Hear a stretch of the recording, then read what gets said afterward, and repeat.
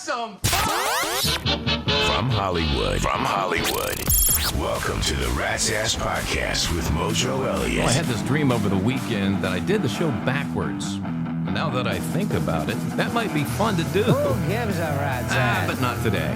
From the Mojo Dojo at Ground Zero deep inside the Santa Monica Mountains on Lake Malibu. I bet you're here for another mind-bending, action-packed adventure, aren't you? Let's do it. Here's what's on tap on the Wrap. Stick around to hear a story about art imitating life. Was it a good night or a bad night for one Donald J. Trump? Something happened on Saturday that was so evil and twisted, you don't want to miss this. And tomorrow, July 28th, is a very big national holiday, unofficially. But you better celebrate it, or we can't be friends. Can't do it. Another round of pet trauma's on the way. Pick Your News is today's game of choice. Plus our usual lunacy and news behavior, including the Angry American and Bonk Bonk on the Head. That's what's happening today on the Rat's Ass Podcast for Monday, July 27th. Yeah, we put another weekend in the books. Felt good, didn't it? There are 5 more until Labor Day, too. And then we begin the countdown to the silly season. Yeah, this year is just flying by for me. How about you? I wish somebody could just tap the brakes a little bit on this year. All right, a new round of Radio Wars starts today. A couple of classic rock heavyweights. WBIG in Washington, D.C. battles KXPT in Las Vegas. You can check it out on the blog and vote for who you think has the best hour of music. And while you're there, sign up to become a member of Rat Nation. You have until September 30th to be eligible to participate in the Mischief Pyramid starting in October, where you and your friends get to benefit a lot, win some good stuff. You can do both on our hub at ratsasspodcast.com. All right, let's get into the Wrap today. Do you get the sense more and more Americans born and raised in this country, regardless of race, are starting to feel a lot like this today? This is about your life and mine.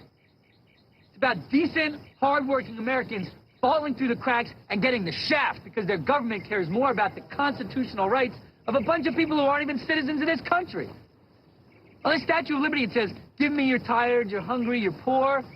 Well, it's Americans who are tired and hungry and poor. And I say until you take care of that, close the fucking book. Because we're losing. We're losing our right to pursue our destiny. We're losing our freedom. So that a bunch of fucking foreigners can come in here and exploit our country. And this isn't something that's going on far away. This isn't something that's happening places we can't do anything about it. It's happening right here, right in our neighborhood, right in that building behind you. That's a scene from the movie American History X, released in 1998, almost 3 decades ago. 30 years. Edward Norton played the role of Derek Vineyard, a white supremacist skinhead who feared for his future. And at the time, I thought it was just a movie. What was being represented in the film was just compelling writing. It wasn't real. Then I ran across this clip on social media over the weekend, and it struck me that this film was ahead of its time and was written by somebody who saw the future because they dealt with it in their present. So I did some research and found out that David McKenna, who wrote American History X, was in his mid-20s. And he drew from his upbringing and hanging around the punk music scene. That's what inspired it. And now we have this sudden rise of socialism in America, and we're seeing Muslims invade our government. This has me believing this has been coming to a head in America for a very long time. And it took an open border during the Biden administration to bring it to our doorstep, bringing that scene in American History X to the present. The Democratic Socialists of America, the DSA, the Stupid People's Party. That's who Derek Vineyard is talking about in American History X in today's terms. Now, I didn't think that was real 28 years ago, but I have no doubt that it's real now. You happened to see Donald Trump's speech at the rescheduled White House Correspondents Association dinner Saturday night? Yeah, if I sat here and told you that he hit it out of the park, you'd know I was bullshitting you if you saw it, even if you saw some of the clips. So I'm not going to do that, but I am going to say this. That was the worst speech I've ever seen DJT give. You know, it was supposed to be funny, cruel, but funny, and it just laid flat. It came off as being cruel. He had no sense of timing. He talked past the setup, and when he delivered the punchline, they just went splat. And I don't know about you, but I expected more from our president. You screwed the pooch, Donny boy. You screwed the big old pooch. And Melania should probably cut your ass off for a week. All right, on Saturday, imagine my surprise when I read July 25th, 1980, the greatest rock album of all time was released, and the second greatest comedy of all time, next to Animal House, was released. Oh, it was Evil and Twisted, and it happened on the same damn day. AC/DC released Back in Black, and Caddyshack made its debut in theaters. Now, I've bet you've listened to Back in Black hundreds of times like me, and Caddyshack came out on VHS in the early 80s, and I will bet it was one of the first films you ever rented and probably bought when it became available. But what a great day that was, huh? Both on the same day. How cool. Do you know what tomorrow is? It is unofficially National Animal House Day. I dubbed July 28th as National Animal House Day one morning in 1989 when I was on the air at KZY in Anaheim. Yeah, that place down by Disneyland. Yeah, I don't call it Disneyland. After you ride the teacups, it's Disneyland. 48 years ago, though, the greatest comedy, in my opinion, of all time was released. And when it came out on VHS, I rented it. And I claimed I lost it. I had to pay the video rental store $75, but I didn't care. I owned the movie. I could watch it any damn time I wanted. I even had to mow my landlord's grass for about 3 months because I couldn't afford to pay my rent because I bought that damn movie, Animal House. I still have it, the original. I also have it on DVD and Blu-ray. And I watch it every year on July 28th and will until the day I take my last motherfucking breath. Have I ever told you that I grew up next to a TKE frat house until I was 14? And most of the antics you saw in Animal House, I witnessed firsthand. Not the food fight, but just about everything else. Now, this frat house used Playboy centerfolds for wallpaper. So you know what happened to me every time I walked inside. Yeah, I became a carpenter. The keg parties they threw every frickin' weekend. Women scantily dressed.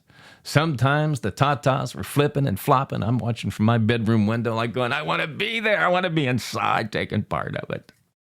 Yeah, I was 12, 13, 14 years old. Like going, let me in, damn it, let me in. I would try to sneak in and they would grab me and pick me up, give me a wedgie and throw me out. And my mother, she would get so pissed every weekend because, well, on Monday morning, she'd walk out to her car and find a used condom on her windshield. And that's because she made the mistake of calling the police on them one time for a party. And they paid her back for it every damn time. Oh, she hated the winters when it would stick to the windshield. And I know who did it, too. It was Joey D'Amico. May he rest in peace. But I always gravitated towards Otter in the film, personally. But I admired the hell out of Bluto. In fact, Blutarsky is the reason why everybody I meet gets a nickname. And God bless Flounder Kent Dorfman. You know, thanks to him, I didn't go through life fat, drunk, and stupid. Just drunk and stupid. But when I was doing mornings on the radio, Stephen Furst, who played Flounder, or Kent Dorfman, became a regular on the show. And he would play Flounder, and I had this wheel of Animal House characters. And wherever the wheel stopped, I would do the characters from that actor interacting with Flounder, Kent Dorfman.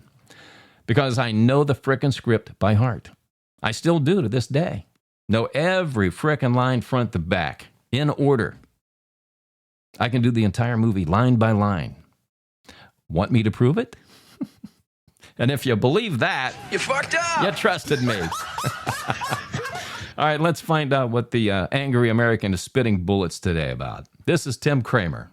What's your plan? Trump has fucked everything up. He's gotten us into a war that he said he wouldn't get us into. Prices are going through the roof. Gas has cost us an arm and a leg. So what's your plan? We give you control. What do the Democrats have planned? Here's Representative Seth Moulton to tell you. There are a lot of people who feel that the Democratic Party is out of touch. We can't be honest about what's going on, with immigration. We don't have a plan for immigration. We're not able to say what actually Democrats should do to fix the problem. All we are is opposition to Trump.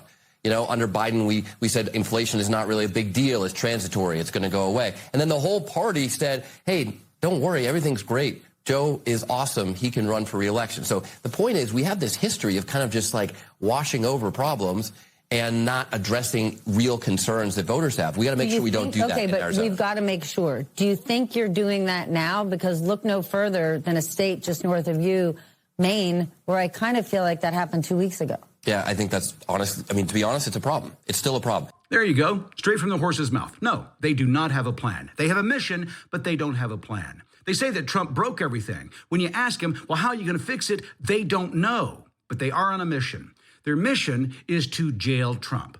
They want to win in 2026, impeach him, put him in jail, strip him of his money, strip him of his legacy, and never have to talk about him again. That's their mission. And it's all to soothe their egos. And what you've got to ask yourself is this, is how does soothing their egos benefit you if they're not going to fix any of the problems that they caused in the previous 4 years? It doesn't. It doesn't at all. You see, I keep telling you, Democrats have no ideas and no solutions. Just fuck Trump. That's it. And I'm not the only one noticing. The question is, have you? He's about to prove why he can use a good swift kick in the taint. Oh, God. Here's Mojo Elliott with his spin on sports on the Wrap. All right, we got the news on Friday that LeBron James is headed to the city of brotherly love, Philadelphia, to put a lid on his NBA career. Now, the governor of Pennsylvania, Josh Shapiro, declared July 24th LeBron James Day in Philadelphia. Now, LeBron hasn't played a second for the 76ers, but he gets his own day. Does Cleveland, LeBron's hometown, have a LeBron James Day? No. Does Miami? No. Does Los Angeles? Hell no. LeBron has won 4 NBA titles in those 3 cities, and he doesn't have a day. At best, LeBron has dropped a deuce in Philadelphia, but he gets a day. So what do we know about Josh Shapiro?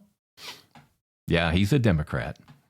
All right, Sophie Cunningham of the Indiana Fever doesn't like the idea of men playing in women's sports. What the hell's wrong with her, huh? Yeah, she especially doesn't like it, or like the idea of boys playing in girls' sports. And here's what she had to say about that. I said what I said. I think it's kind of common sense. And I think I'll always believe in that. I think it's really important to protect children, and that's little girls who are also involved in that category. And so I stand on what I said, and I always believe that. Yeah, and what she says goes ditto for me. Now, here's another example of why you have to pay attention to what Democrats do and not listen to what they say. The House recently took a vote on the Protection of Women and Girls in Sports Act. Republicans voted 26-0 for it. Democrats voted 2 for, 206 against it. Chew on that one 21 times and swallow. And that's my spin on sports on the Wrap. Rat's Ass Podcast. Head trauma. All right, the name of the game is Pick Your News. I'm going to give you 4 news headlines, and you have to guess which one is true. Which one is true? Here we go. Headline 1, Senator John Fetterman of Pennsylvania threatens to leave the Democratic Party. Headline 2, Senator Elizabeth Warren from Massachusetts. She threatens to change Indian tribes. Governor Tim Walz of Minnesota threatens to dye his skin black and become a Somali. And headline 4, Slumlord Gavin Newsom threatens to leave California to move back to the United States. All right, one more time. Senator John Fetterman from Pennsylvania threatens to leave the Democratic Party. Senator Elizabeth Warren from Massachusetts threatens to change Indian tribes. And Governor Tim Walz of Minnesota threatens to dye his skin black and become a Somali. Slumlord Governor Gavin Newsom threatens to leave California and move back to the United States. All right, go shave your back hair. You too, gentlemen, and I'll have the answer for you coming up. It's time for some loose behavior on the Rat's Ass Podcast. So what do we do when famous people say and do stupid stuff?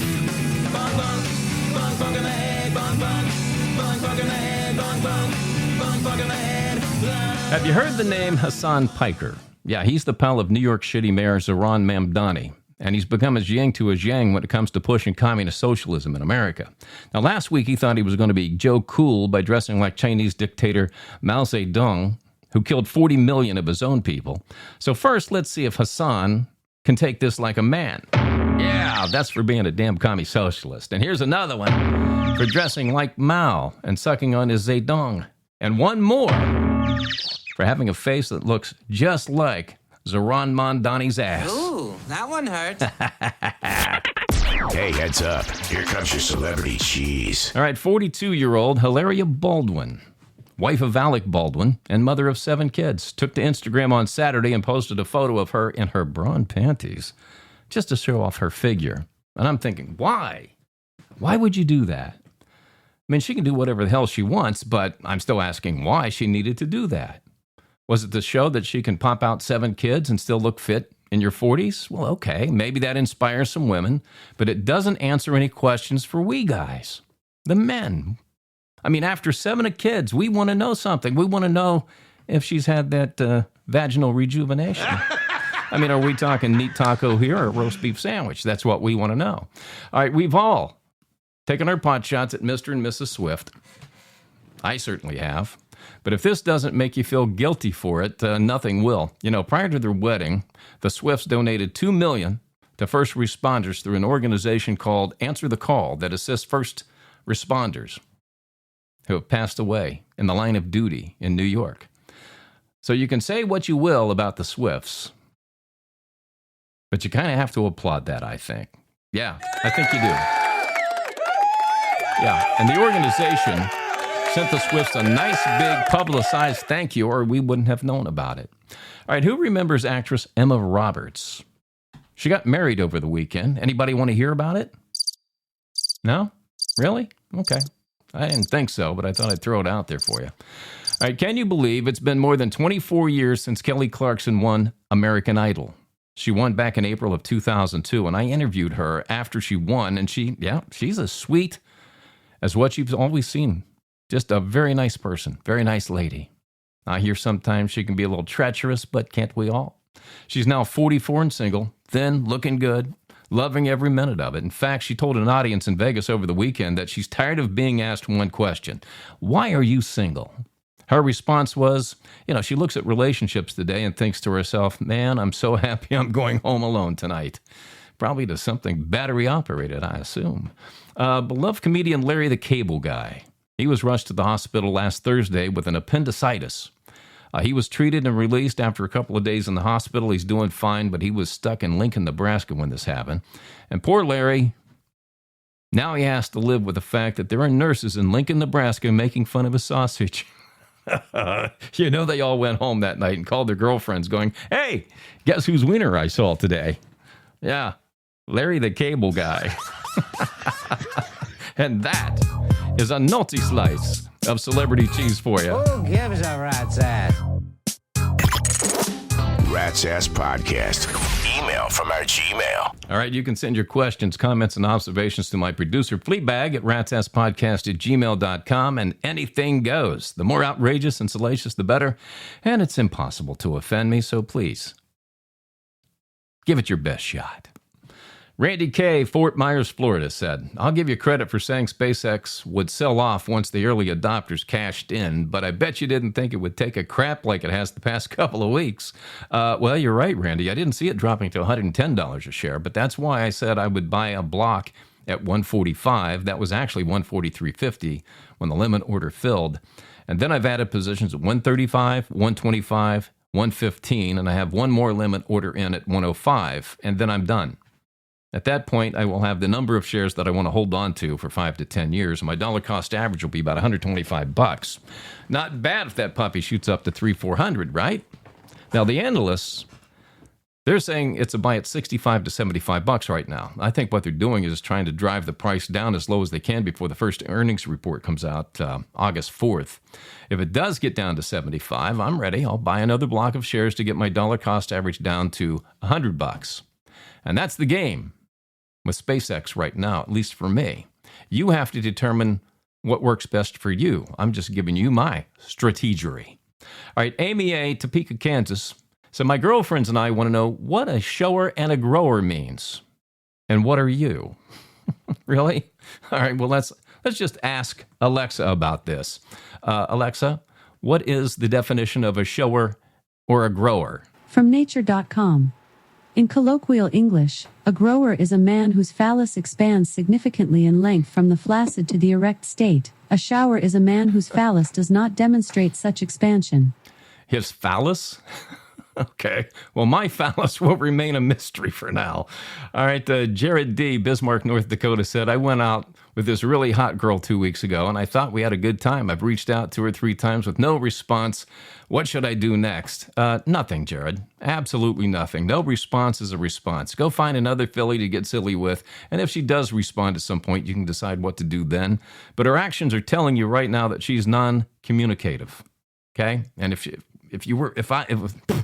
I were you, I just take a pass on that one altogether. I mean, hot girls are like hot sauce. There's always another bottle on the shelf. Nicholas T., Grand Rapids, Michigan. I'm going to ask my girlfriend to marry me, and I want to do something over the top so she'll always remember my proposal. Now, my dad says she'll remember it regardless of what I do. Should I listen to him or do it my way? Well, your dad's right. She's going to remember it regardless. But if you want to do something over the top, I say go for it. But you want to give her something that she feels proud to share with her family and friends. Give her some bragging rights for years to come. That's what you really want to do, I think. Linda L., Richmond, Virginia, responded to Callie's email about throbbers. I haven't run into one of those guys in a long time. They must be as rare as blue diamonds, so she should hang on to him. I, myself, had to settle for a smooth ejaculator. You mean like this? No need to ask, he's a smooth ejaculator. A smooth ejaculator. Rat's Ass Podcast. Head trauma. I couldn't resist. All right, we're playing Pick Your News today. Earlier, I gave you 4 news headlines, and you have to guess which one is true. So let's review. Headline 1, Senator John Fetterman from Pennsylvania threatens to leave the Democratic Party. Headline 2, Senator Elizabeth Warren from Massachusetts threatens to change Indian tribes. Headline 3, Governor Tim Walz of Minnesota threatens to dye his skin black and become a Somali. And headline 4, Slumlord Governor Gavin Newsom threatens to leave California and move back to the United States. All right, did you figure it out? Yeah, it's pretty obvious, right? John Fetterman threatens to leave the Democratic Party. If that's what you said, yeah, baby. Congratulations, you got it right. But if you missed it, go see a doctor about your head trauma and get well soon. I got a split. I've got a masseuse coming in a few minutes for a little rub and tug I need to prepare for. Her name is Frisia, and she's from Sweden. Bullshit! But first, is this real or is it riffraff? Kevin Shelley owns the Guinness Book of World Records for breaking the most toilet seats over his head in a minute. Alexa, is this real or is it riffraff? It is real, and Shelley did it in Germany back in 2007. Really? How many did he break? If I tell you, do you promise to try and break the record? No, I'm not going to break toilet seats over my head. Are you nuts? I just want to watch you beat your brains in and maybe fracture your skull. Alexa, that's mean. That's just mean. How would you like it if I took you right now and dunked you in toilet water? How would you like that? Oh, stop it now. You're turning me on. God. Okay. How about your muzzle instead? What's that?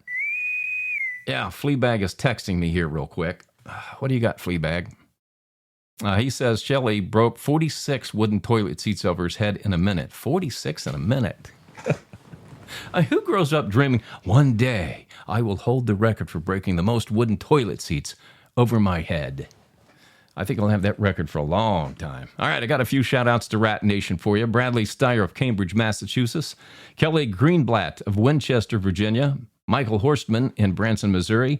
And a brand new member of Rat Nation, Stephen LaCrosse of Tucson, Arizona. And he's going to get a Rat's Ass Podcast bottoms-up coffee mug. Watch your mailbox, buddy. Around the world to London, England, Auckland, New Zealand, and Salvador, Brazil. Welcome back to the show. Appreciate you being here, listening to the Rat's Ass Podcast.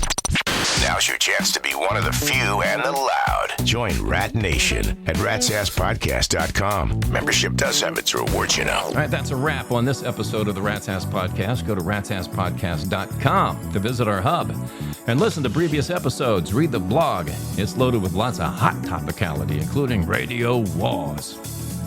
Watch Rat's Ass Rock TV. Join the mischief at Rat Nation and connect with us on the socials. We'll do this again on Monday, July 30th. Take care of each other, and thank you for stopping by the Rat's Ass Podcast in partnership with the Oz Podcast Group. The conversation continues between podcasts on X and ratsasspodcast.com. ratsasspodcast.com.